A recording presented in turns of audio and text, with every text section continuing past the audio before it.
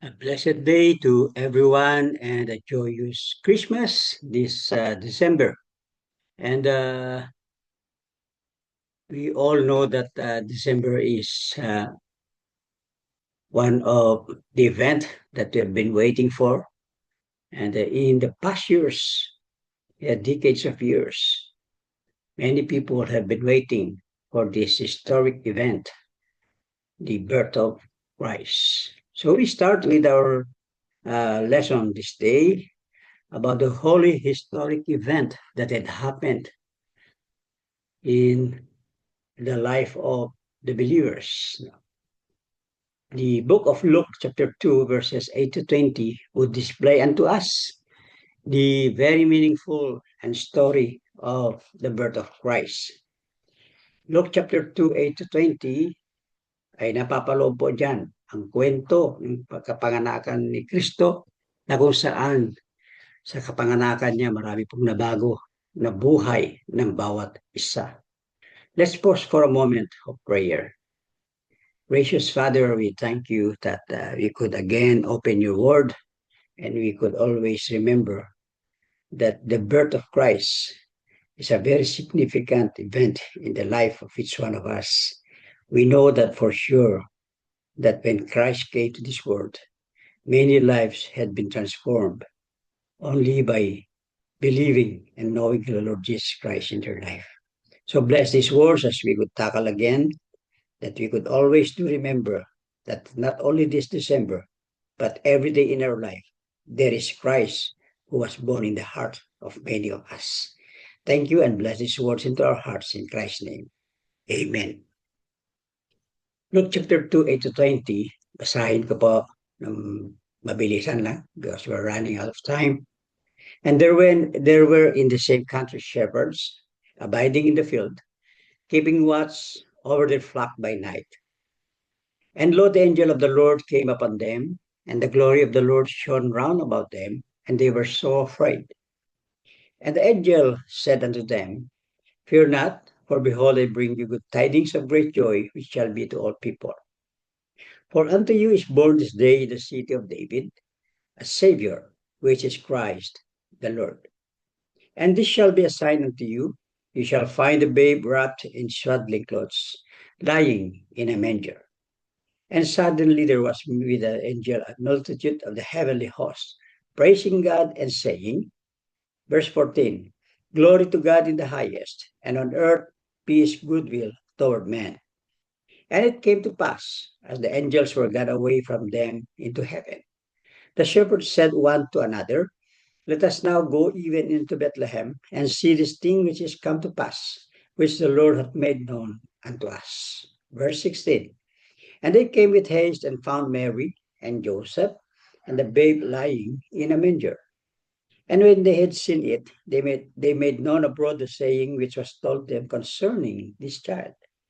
And all they that heard it wondered at those things which were told them by the shepherds.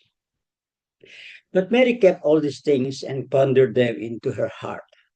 In verse 20, and the shepherds returned, glorifying and praising God for all the things that they had heard and seen as it was told unto them.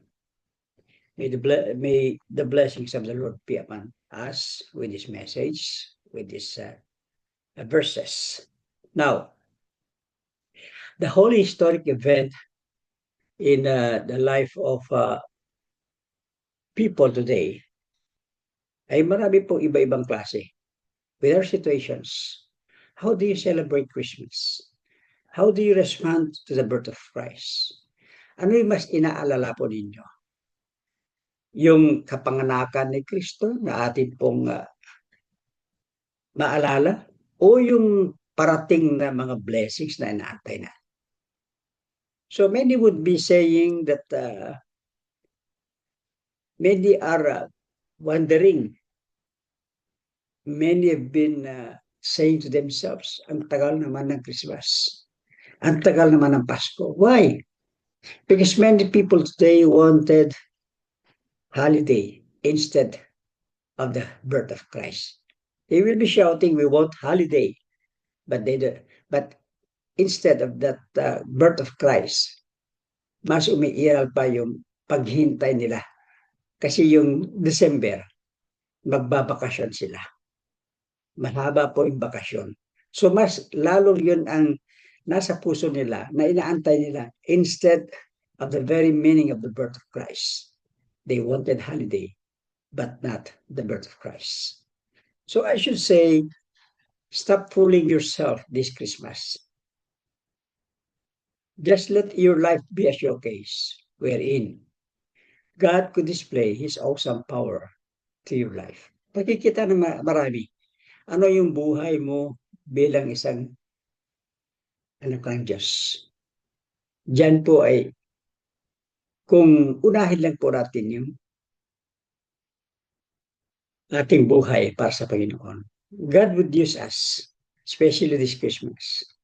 Not in what we call some ways na makapagbibigay tayo o ano man dyan, but yung mismo yung buhay mo ay napakahalaga na sa harap at mata ng mga tao. So God would display your life through His awesome power. So wag na natin pong tukuhin sarili natin na ang inaantay natin yung mahabang bakasyon. Siguro from date 20 down to January 6 maybe or January 5, no? Haba ng panahon, yun yung inaantay. Hindi yung kapanganakan ni Kristo. So that is why, let us take a look with this event, the holy historic event in our lives today.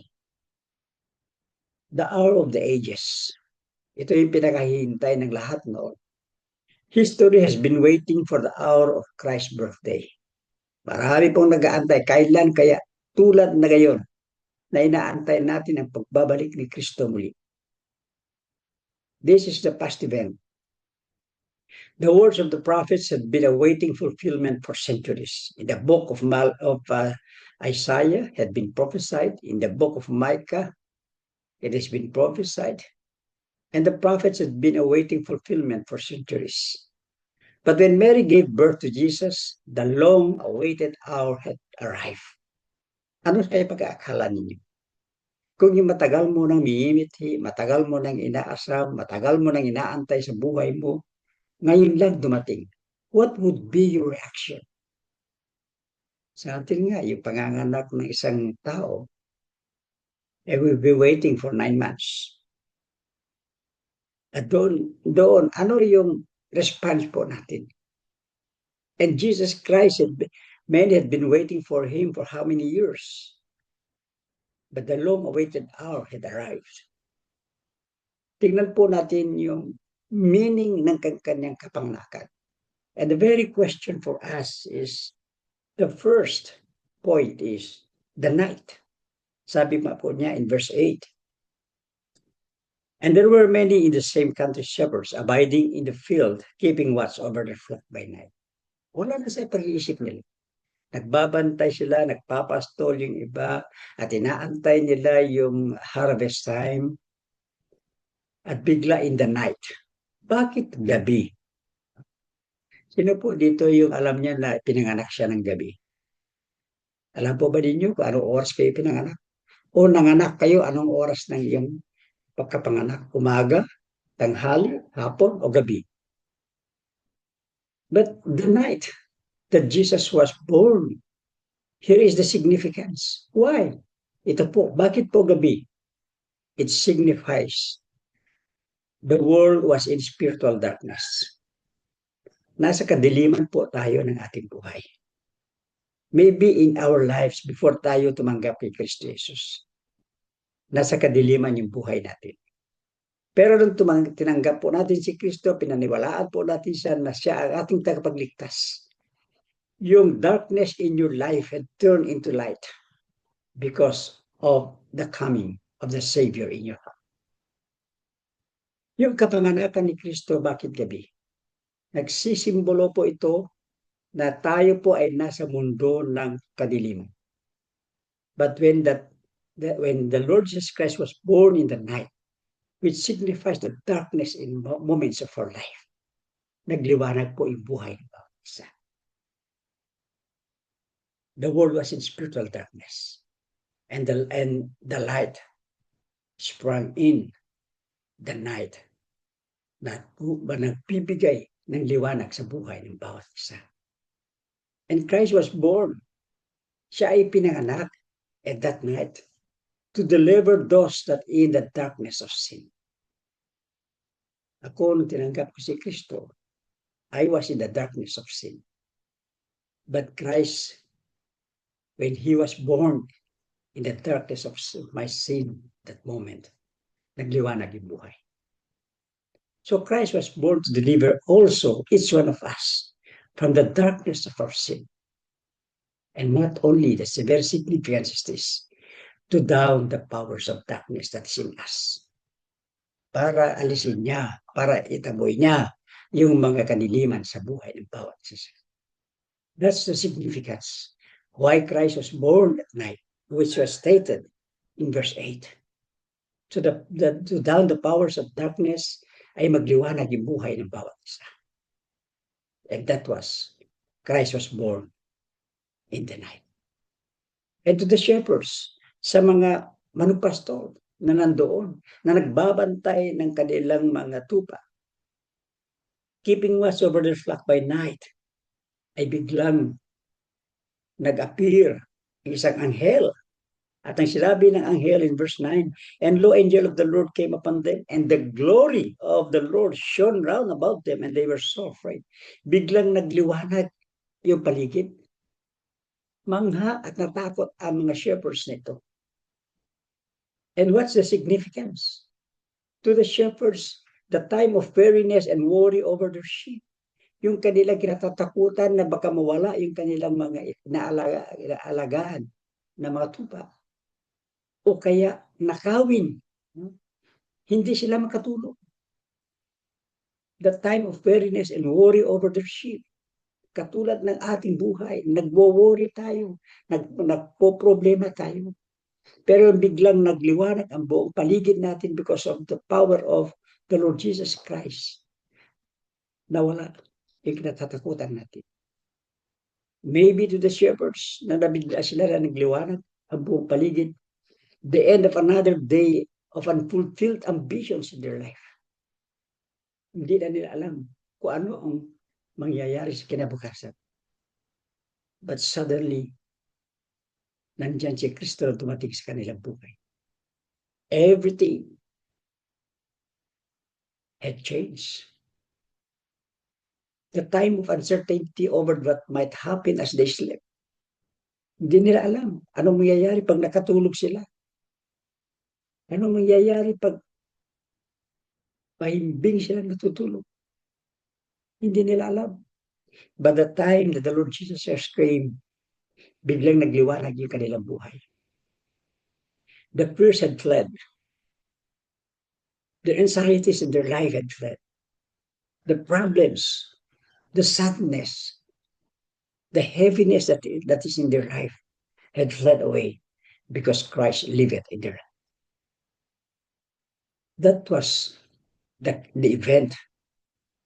The Lord Jesus Christ, when He was born, at the darkness moment of our life, in the time of weariness, in the time of unfulfilled ambitions, in the time what might happen for tomorrow, everything had gone away. Christ is our only hope.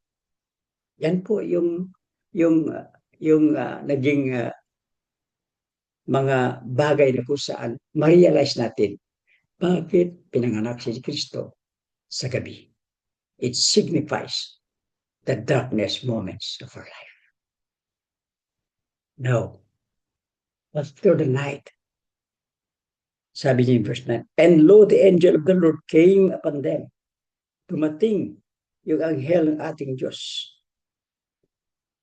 At ay sinabi sa kanila, in verse 10, and the angel said unto them, fear not, for behold, I bring you good tidings of great joy, and which shall be to all people. The light came in. And that was the glory of the Lord.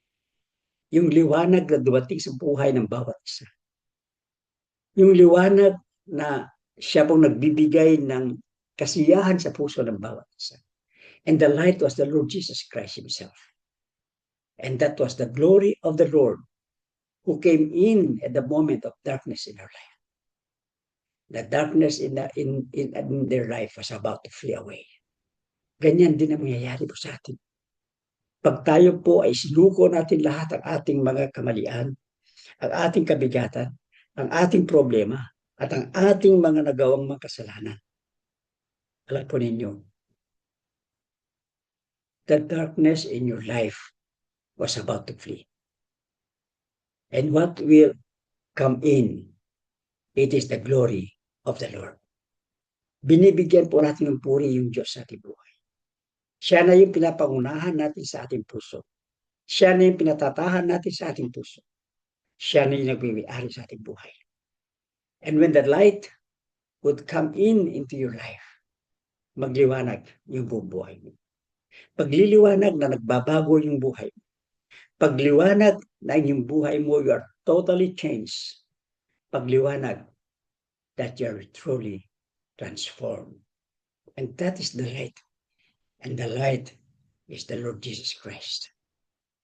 Very specific ang ating Panginoon. And the angel came upon them, the glory of the Lord shone round about them. Ibig sabihin, nung pumasok ang liwanag nito sa puso ng bawat isa, kung papasok man ang liwanag nito sa puso ng bawat isa sa atin, magliliwanag din yung ating buhay. At ang buong kapaligiran ng iyong buhay ay magliliwanag. Why? Because of the presence of the Lord. And who is that light? It is the Lord Jesus Christ, who was born in that night. Actually, yung kapanganakan ni Kristo ay wala po nakatakdang petsa. But the Bible strictly says unto us, He was born in one of the coolest night. And it came as the shepherds had been abiding in the field, keeping watch over the flock by night. When was the darkness of your life? Naging kailan at gaano kahaba ang kadiliman ng iyong buhay? You want to know how it will be lighted? Gusto ba ninyo paano magliwanag yung buhay? And that the glory of the Lord would come in? Let the light come into your life. Alam po ninyo, napakahalaga po ng ilaw na ito.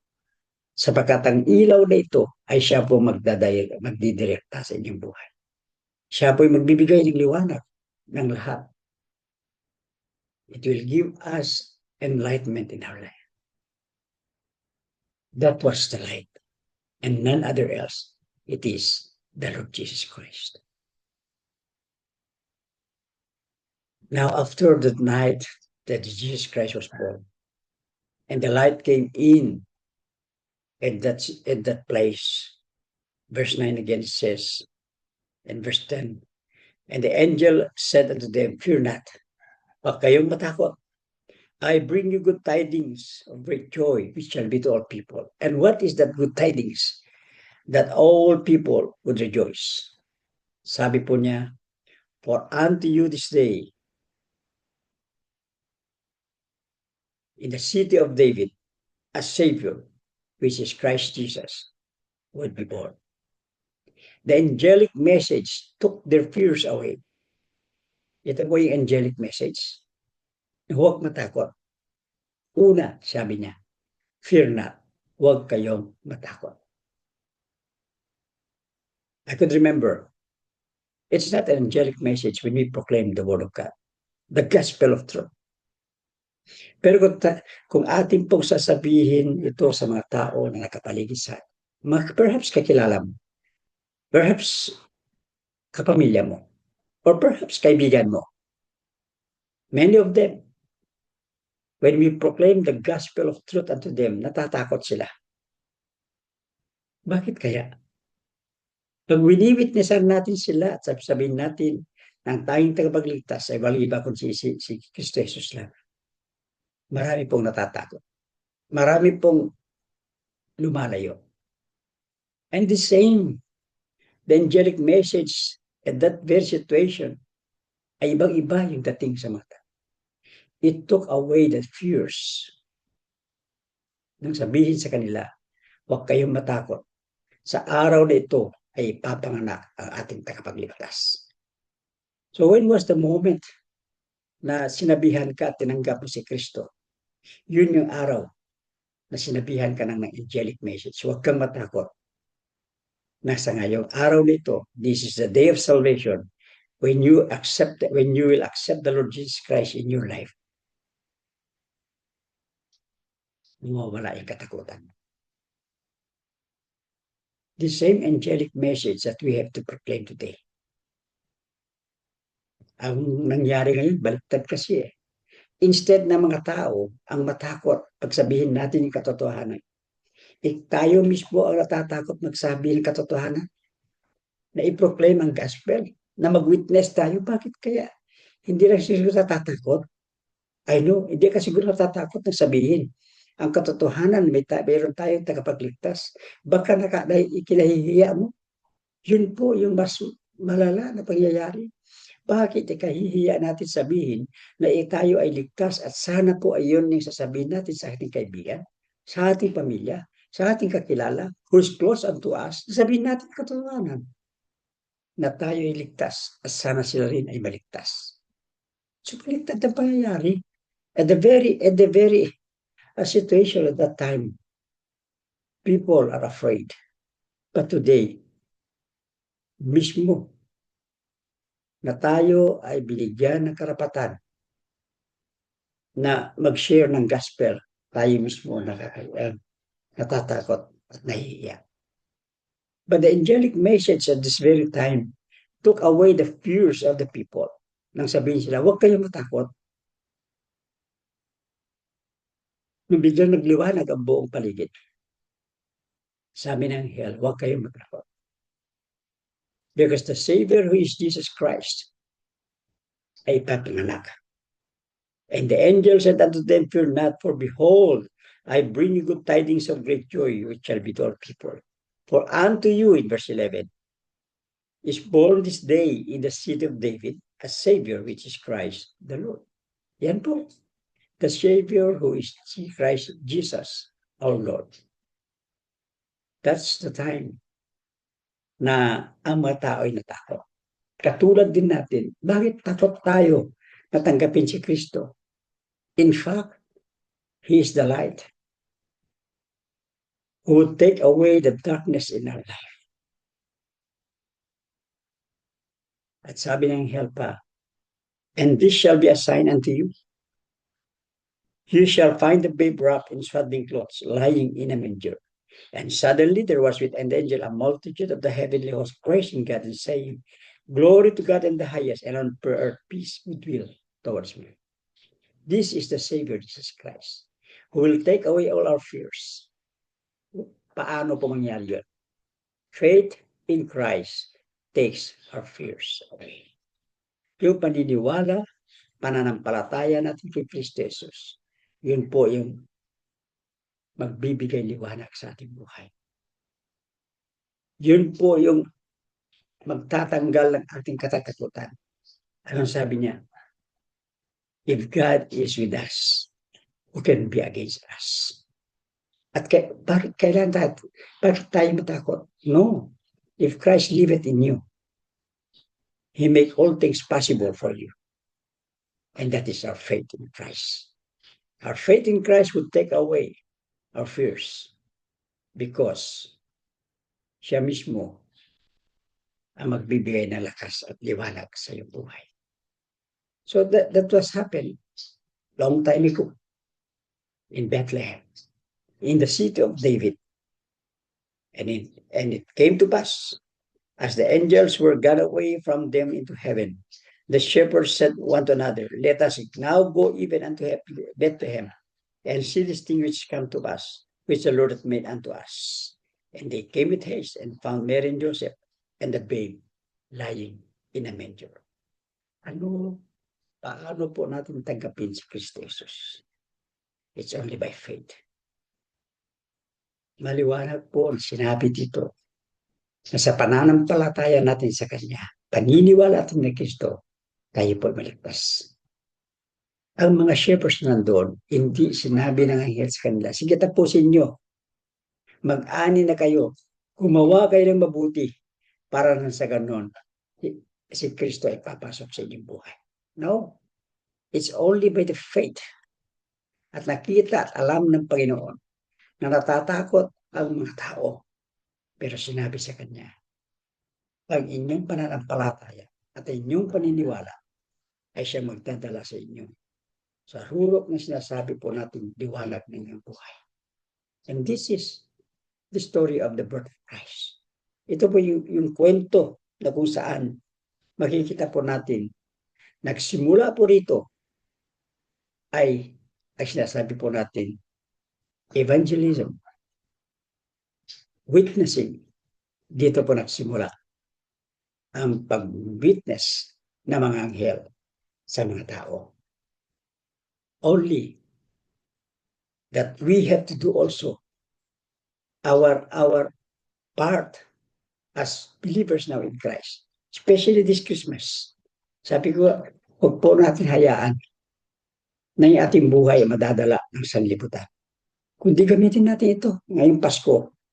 The best gift we could ever give to Christ or to God today, especially this holy historic event, ay naway makapagdala tayo ng kaluluwa sa ating Panginoon. At sabihin natin, tulad ng sinabi ng mga anghel, fear not, for I bring you good tidings of great joy today. And that great tidings of great joy is none other else than the Lord Jesus Christ. So through the birth of Christ, sa pamamagitan ng pagkakapanganakan ni Kristo Jesus, ito po yung meron sa atin. We have the grace, we have the mercy, and we have the care. What grace? Grace that when it seems we are helpless, nandyan siya. Nandyan yung biyaya ng Diyos. Everything that we have done is only by the grace of God. When things are impossible, when things that we have been expecting, and matagal na natin inaasam, it's only by the grace of God na ibibigay po sa atin yan. So kung titignan po natin yung ating buhay, wag po tayong magmalaki na nagawa po natin through our own effort. It is only by the grace of God. Care, ang pag-iingat ng Diyos sa bawat isa sa atin. And what is that care? The providential care. Yung providential care, it is a heavenly sent blessings to us. Unexpected. Mga sinasabi po natin na hindi mo inaakala na darating sa iyong buhay. Ganyan po pag-aalaga ng Diyos sa atin. He will send us things that we haven't seen in our life. It is a heavenly sent blessings to us. Even your protection, even what you are going through, there is the providential care of God at us. Hindi lang basta-basta na pag-iingat ito, kundi it is a spiritual care that comes from God. His guidance, how he is guiding you every day, and that is the providential care of God. It is a heavenly sent blessings to us. His care, His protection, and His presence. Tingnan po ninyo. Care, protection, and His presence, and the mercy that endures forever.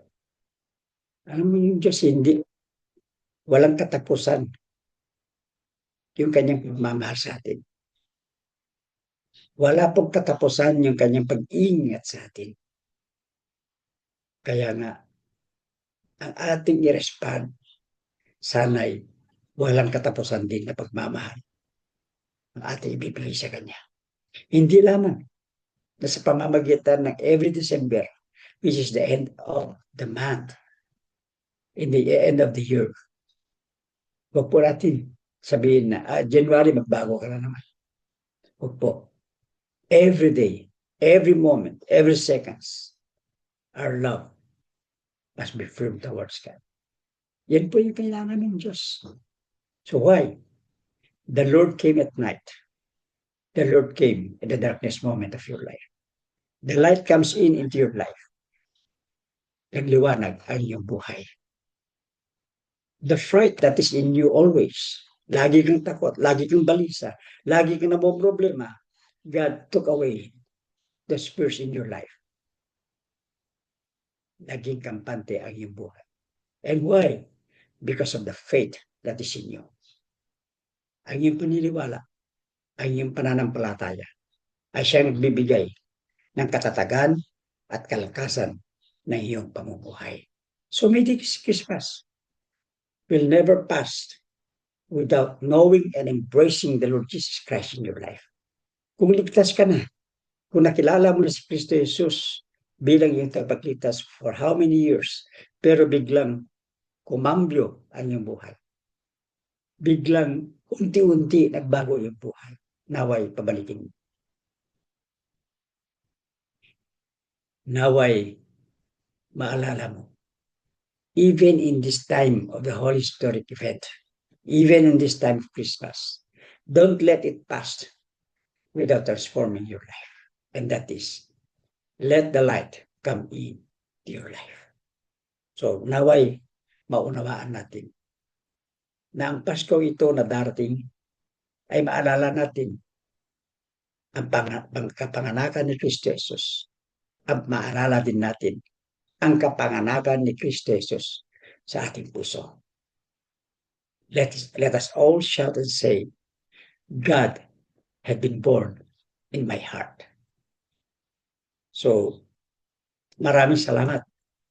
At may this December will be a very unforgettable moments of your life today. You accept the Lord Jesus Christ. Kung nais mo, kung ikaw hindi pa tumanggap kay Kristo Jesus bilang iyong tagapagligtas, may this message bring you hope and blessings only when you accept the Lord Jesus Christ by faith in your life. Sabihin mo, Lord, I want to accept you this Christmas. I want to accept you as my Lord and my Savior. Enter into my heart and make me a channel of blessings too. Merry Christmas and a joyous and a prosperous Happy New Year. God bless us all. May we pray. Heavenly Father, we thank you, Lord.